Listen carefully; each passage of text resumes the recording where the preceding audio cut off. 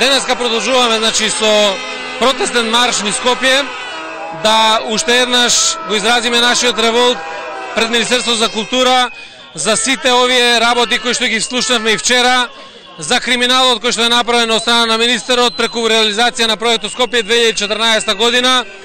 да повикаме да проработи совеста уште еднаш и кај Груевски и кај владата дека треба да поднесат оставка за сите неправди што им ги направи на граѓаните на Република Македонија. Уште еднаш да покажеме дека треба да се соочат со граѓаните, со оние кои што не се служуваат на ваков начин да биде водена Република Македонија и да се вратиме на темелните принципи врз кои што беше градена државата. Затоа и денеска граѓаните на Скопје